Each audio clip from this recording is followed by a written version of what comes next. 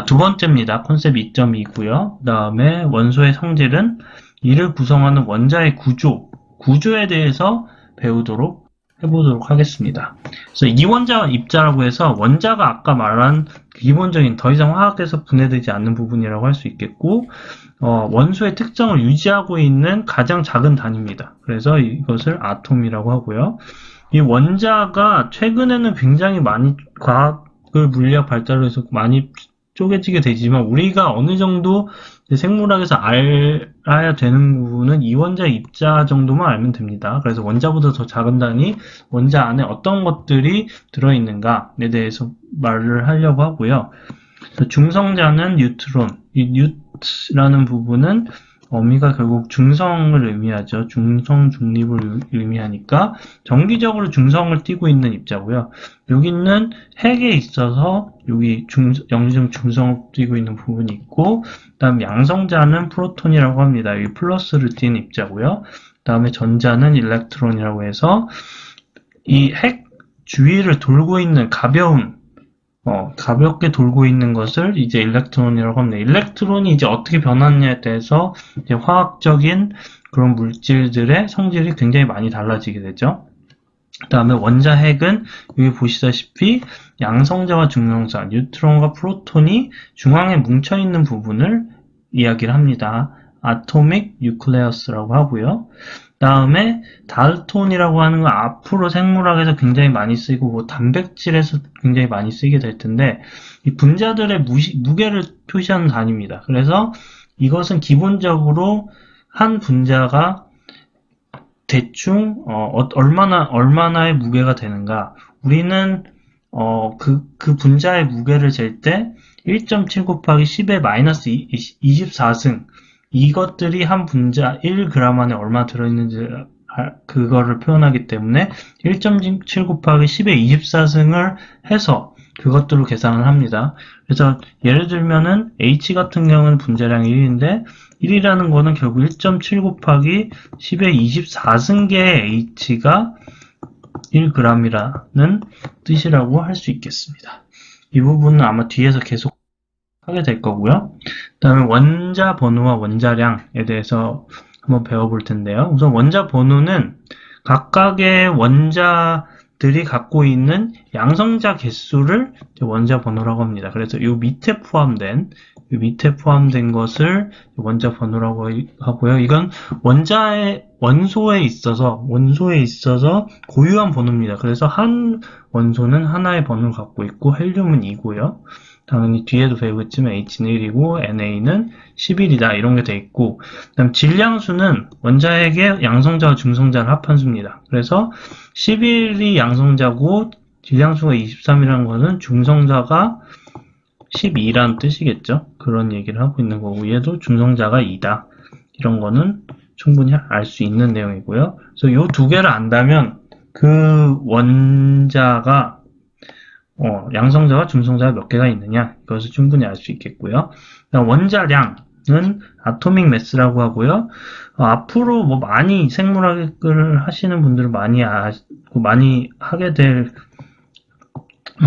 단어 중에는 몰레큘러 웨이트나 몰레큘러 매스라는 그런 용어가 있는데, 원자량은 아까 말씀드린 더 이상 화학 반응으로 분해되지 않는 것의 질량이고요. 그래서 양성자, 중성자 개수의 합이라고 할 수 있겠고, 몰리큘러 웨이트는 이 원자량을 합한 거, 그러니까 한 컴파운드의 질량을 측정한 겁니다. 그것을 직접 측정할 수도 있고 이론적으로 측정할 수도 있고 그것이 거의 비슷하다고 할 수 있겠습니다. 자, 동위원소입니다. 동위원소는 양성자의 개수는 같고 양성자의 개수는 같을 수밖에 없죠. 왜냐하면은 그 원자는 같은 그 마이너스 플러스 차지를 띠기 때문에 양성자는 같고 중성자의 개수가 다른 원자들이 있습니다. 그래서 그것을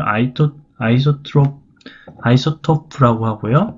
그래서 예를 들어서 여기 보시다시피 C는 기본적으로 이렇게 되어 있습니다. 그래서 양성자가 6개, 중성자가 6개여서 12개가 되어 있고요. 이게 자연 상태의 99% 이상을 차지하고, 반대로 또 양성자가 6개, 그 다음 중성자가 7개가 있는 게 있습니다. 그것도 동위원소라고 할 수 있는데, 이것도 일부 있습니다. 자연상태의 1% 정도. 아주 소량 존재하는 게 양성자가 6개, 중성자가 8개가 있어서 64인 게 있고, 이게 방사선 동위원소라고 할 수 있겠습니다. 그래서 방사선 동위원소는 radioactive isotope라고 하고요. 이게 이게 불안정하기 때문에 핵이 자연적으로 붕괴를 하면서 입자와 에너지를 방출한 원소입니다. 그래서 얘가 생기는 거는 대부분 고에너지나 어떻게 많은 에너지를 순식간에 받으면서 중성자의 개수가 늘어나는 경우, 갑자기 일부가 생기는 경우고요. 뭐 식품에 있어서는 이게 굉장히 오래 가는 그런 원소도 있고, 아니면 빨리 없어지는 원소도 있고, 그런데 C 같은 경우는 빨리 없어지나 봅니다. 그래서 빨리 없어지는 거고, 붕괴하면서 이제 에너지와 이런 것을 방출합니다. 그래서 뭐 방사선이 들어있는, 예를 들면 후쿠시마에 그런 걸 먹지 말라라고 하는 게, 이런 게 에너지가 방출이 되면서 문제가 생기는 경우가 있습니다. 우리 뒤에서 배우는 그런 경우는 문제가 안 생기는 걸 의료용으로 쓰지만, 문제가 생기는 경우에는 그 에너지가 DNA나 다른 생체 물질들을 파괴를 하면서 문제가 생기는데, 그렇지 않고 빠르게 분해를 하면서 문제가 안 생기는 경우도 있는데, 어쨌든 C는 이렇게 돼 있고요. 그래서 생물학에서는 요 특이한 방사선 동위원소를 연대 특정이나 생체 내 반응을 확인하기 위한 의료용 또는 연구용으로 많이 쓰게 됩니다. 그 내용에 대해서 이제 교과서에 나오는 부분을 좀 설명을 드리겠습니다. 전체적인 내용은 DNA 합성에 있어서 과연 몇 도에서 최적의 속도가 나는가, DNA 합성 속도는 몇 도에서 가장 빠른가를 이제 특정 화학물질을 방사선 동위원소로 표지해서 알아보겠다는 겁니다. 여기서는 3H라는 방사선 동위원소를 사용을 했고요. 그래서 휴먼셀을 이렇게 키울 수가 있는데, 저도 한번 키워봤는데, 휴먼셀을 키울 수 있는데 이 안에는 굉장히 여러 가지 양분과 영양 조건이 필요합니다. 거기서 이제 들어가는 양분에 방사선 동위원소 H3를 넣으면 이걸 표지할 수 있는 것이 있어서 이 H3를 넣어서 이제 양분을 만듭니다. 뭐 포도당이나 여러 가지 필요한 세포 성장에 필요한 것들을 넣고요. 그것들이 결국은 H라는 게 DNA까지 가서 이게 분해되고 하면서 DNA까지 가서 다시 합성이 돼서 실제 DNA, 휴먼셀 DNA가 합성될 때 끼어들게 됩니다. 그 끼어든 것들은 이제 각각 이제 위에 셀이 붙어 있는 것을 다 떼내서 얘네들을 채취를 해서 모은 다음에 나머지 것들을 제거하고 DNA만 뽑을 수 있습니다. 뭐 쉽게 말하면 셀을 부시고 그 안에 있는 다른 물질들을 다 가라앉히고 DNA만 뽑아내는 그런 과정이라고 할 수 있겠습니다. 자, 그것들을 이제 뽑아내서 방사선 동위원소로 표시를 합니다. 그래서 얘가 분해가 되면서 나온 것들을 빛을 받게 해서 그 화학물질을 캡처를 해서 그 양을 확인을 해서 우리가 보는 거겠죠. 그런 과정을 하게 됩니다. 그래서 결과적으로는 우리가 잘 아는 30도대 후반, 36도, 35도 그 정도에서 가장 빠르게 DNA가 합성된다는 것을 알 수 있겠습니다. 그래서 아까 말씀드린 대로 휴먼셀의 방사선 동위원소인 3개짜리 분자량의 H를 세포 안에 넣어서 그것들이 DNA를 합성을 해서 그것들만 분리한 뒤에 그 양을 재기 위해서 이제 표시한 것들을 반응을 일으켜서 확인하는 그런 과정까지 진행을 해본 거고요.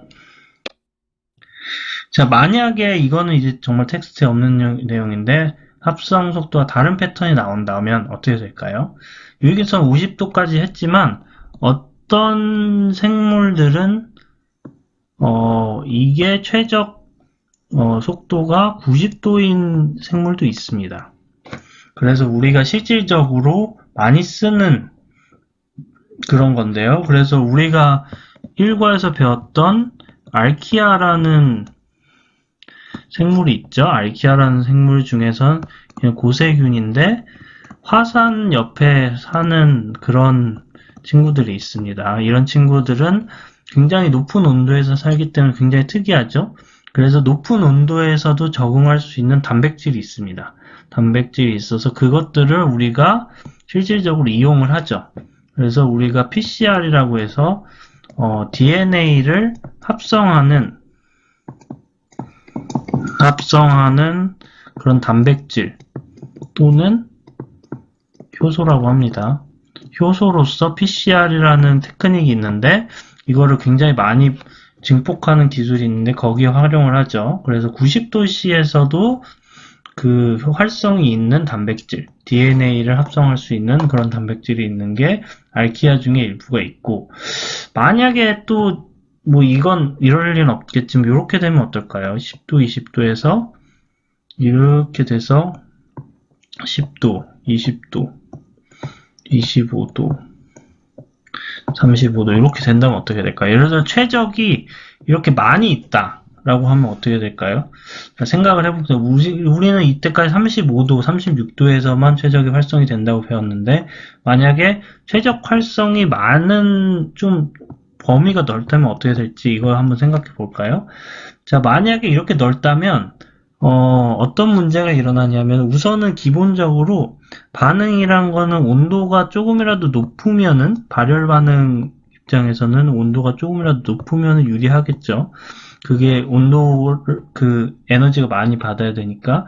하지만 단백질은 대부분이 이제 40도 근처가 되면 변성이 되기 때문에 그 아래에서 최적 활성을 갖게 됩니다. 그래서 만약에 DNA를 합성하는 단백질은 이렇게 범위가 넓다 하더라도 다른 단백질들이 35도 근처에서 있다면 그게 문제겠죠. 왜냐하면은 DNA가 합성된다는 결국 세포 분열을 일으킨다는 뜻인데 세포 분열이 일어나려면 DNA 외에도 다른 세포 소기관이나 다른 생체 물질들을 많이 만들어야 돼서 단백질들을 많이 워킹을 해야 됩니다. 근데 만약에 25도씨에 막 얘가 예를 들어서 DNA 합성을 한다면 우리는 준비가 안 됐는데 다른 단백질들 준비가 안 됐는데 얘만 만약에 25도에서 합성이 된다면 다른 단백질들이 잘 활성이 안 돼서 효율이 굉장히 떨어지게 되겠죠. 그래서 이렇게 되는 게 현재로서는 가장 확실한 방법이다. 그래서 생체가 이렇게 진화를 하거나 이렇게 설계된 것이 아닌가 이렇게 생각을 할 수 있겠죠. 아까 말씀드린 대로 30도씨 후반 40도 근처에 가면 단백질 변성이 되기 때문에 급격히 활성은 떨어지게 됩니다.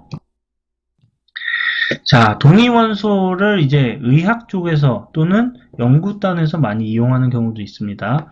PET라는 걸 활용하게 되는데 우리가 암을 검사할 때 이런 걸 많이 씁니다.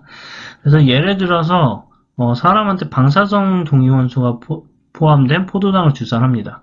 그럼 이 포도당이 이제 혈액 내에 돌아다니다가 이제 여러 군데 가는데 활성이 높은 부위에 아무래도 많이 가겠죠. 그것들이 많이 갈 테고 그것으로 이제 그 동위 원소들이 이제 전자 충돌로 에너지가 발생하고 우리가 그것을 PET라는 것으로 기계로 감지를 하는데 아무래도 동위 원소가 많이 이제 보이는 곳은 결국은 활성이 높은 곳 이제 분열이 많이 일어나고 물질 대사가 높은 곳에서 많이 일어나기 때문에 이 부분이 암일 가능성이 높겠다. 왜냐하면 암세포가 기반적인 일반 세포에 비해서 분열이나 물질 대사가 높기 때문에 그래서 이 부분을 의심하고 확인할 때 쓰는 방법이라고 할 수 있겠고요. 아까 말씀드린 대로 방사성 동위원소가 무조건 안전하지 않기 때문에 안전한 것도 있기 때문에 함부로 쓰면 안 되고 의학 쪽에서는 비교적 안정한 동위원소를 이렇게 한번 쓰고 문제가 없는 것들 그런 것들을 사용하게 됩니다. 자, 뭐 거의 다 왔다고 할 수 있겠는데요. 이제 화학에 대해서 전자의 에너지 준위에 대해서 말씀드리겠지만 말이 좀 어렵지만 사실 알고 보면 그렇게 어려운 건 아니고요. 아까 말씀드린 화학 툴을 좀 학습을 하신 분이라면 충분히 알 수 있겠습니다. 그래서 에너지란 것은 일을 함으로써 변화를 유발할 수 있는 능력, 그러니까 변화를 일으키는 능력, 카파시티를 갖고 있는 것을 에너지라고 하고요. 그 중에 위치 에너지는 물질의 위치나 구조로 인해서 소유하는 에너지라고 할 수 있겠습니다.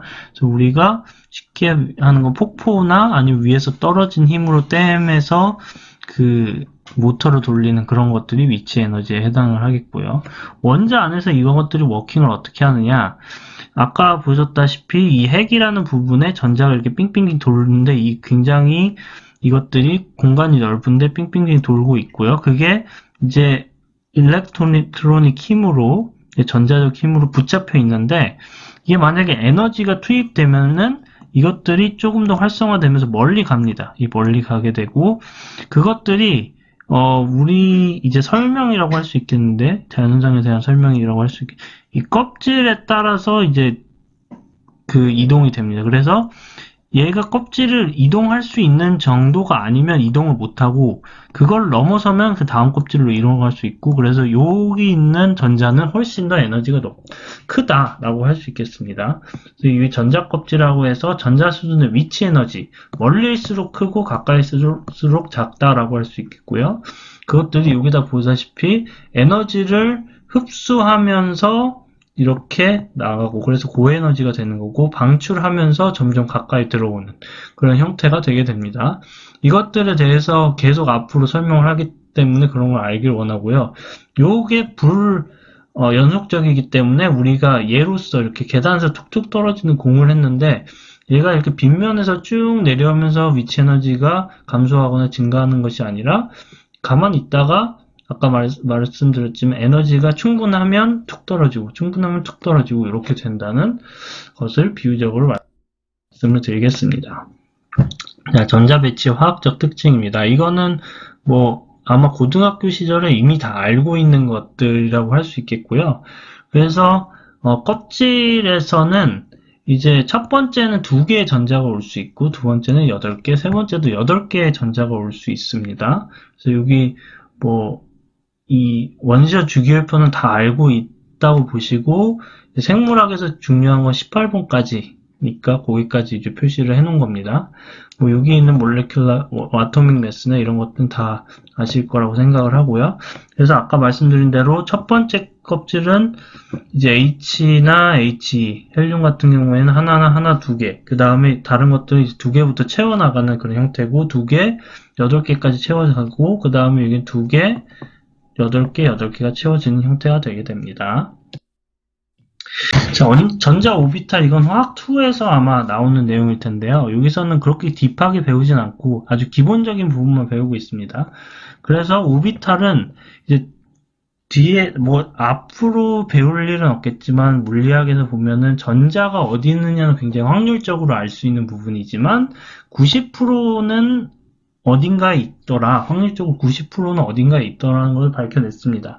그래서 첫 번째 쉘, 아까 2개가 들어갈 수 있는 쉘에는 이렇게 동그란 모양이고요. 그다음 두 번째 쉘에는 동그란 모양의 2개가 있고, 그 다음에 여기는 R형 모양의 형이 이렇게 2개씩 해서 3개가 있습니다. 그래서 이런 것들이 모여서 두 번째 쉘에는 이런 식으로 되어 있고요.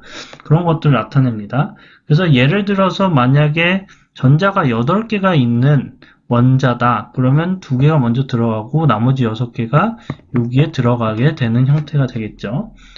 네, 그렇습니다.